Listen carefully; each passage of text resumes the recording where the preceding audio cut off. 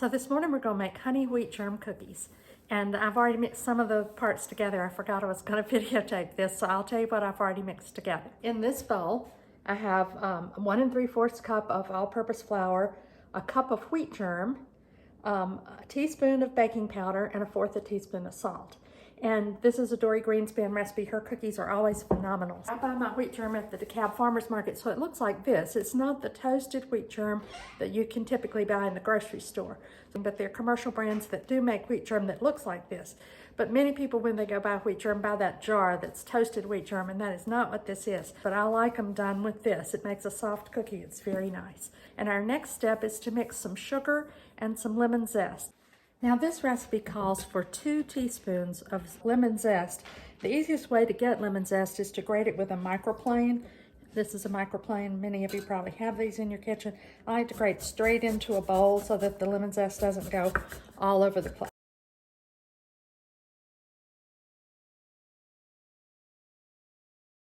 So let's see how much we have. We'll measure it into this bowl. Here's 1 teaspoon.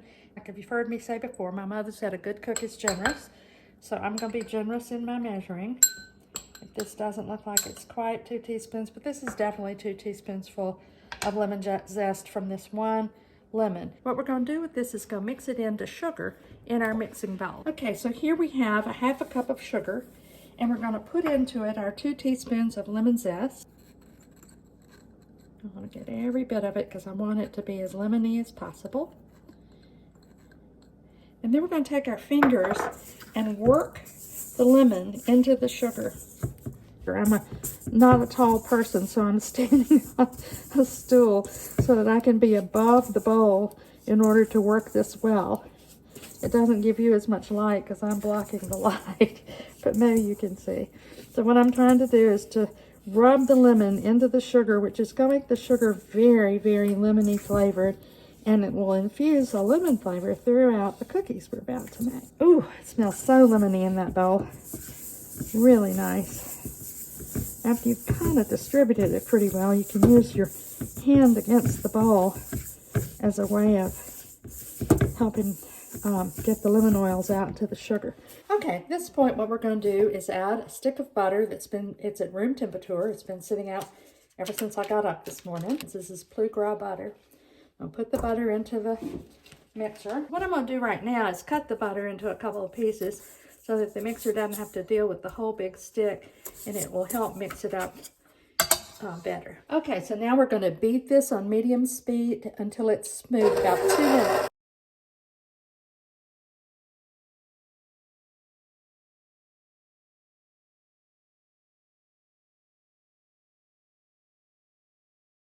Okay, so this looks nice and creamy, and now it's time for us to add 1/2 cup of honey. I'm using orange blossom honey for this. It's not a honey that my bees made. I very often will cook with somebody else's because I like to keep my own honey for biscuits. And this is orange blossom honey that came from South Georgia. The fruit flavor in the honey will enhance the lemon in a nice combination, so it makes these fruitier than they would be. Now that I've put the honey in, we're going to let it beat for another 2 minutes. So now our time is up, and it's time to add an egg. So here's an egg. I've already got it poured into a little bowl.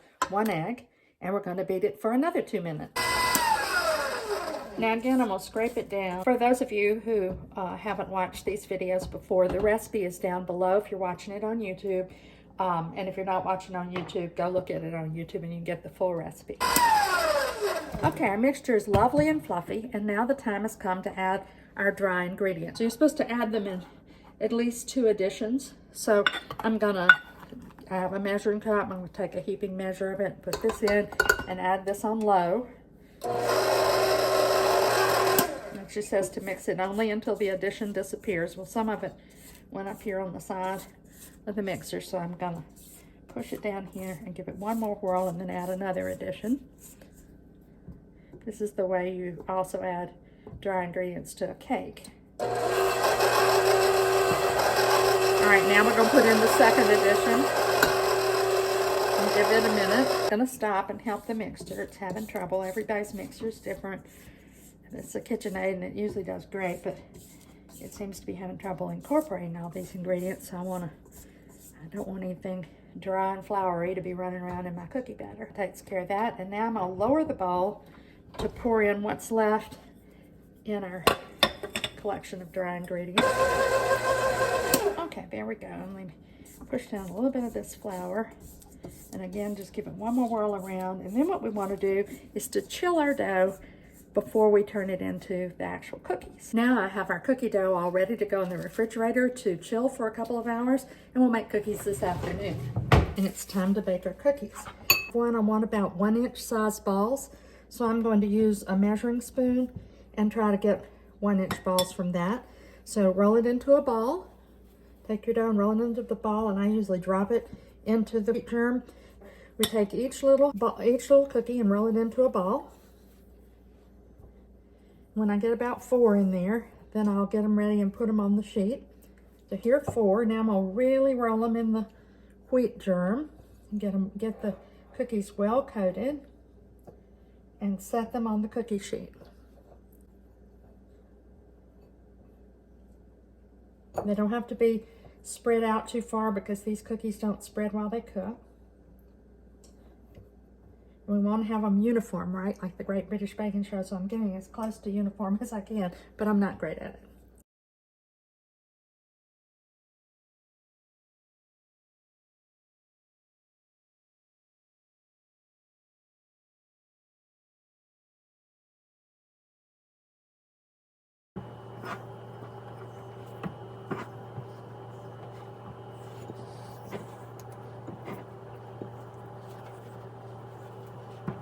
Now the last thing we want to do before we put these cookies in the oven is flatten them a little bit. And you can do this with a glass. So I put a little bit of butter on the bottom of the glass. Take the bottom of the glass and put it into the wheat germ so that it's got some coating of wheat germ and so that it won't stick to the cookie. And then I'm going to take the cookies and I'm going to push them down slightly. Just flatten them slightly, not a lot, just slightly.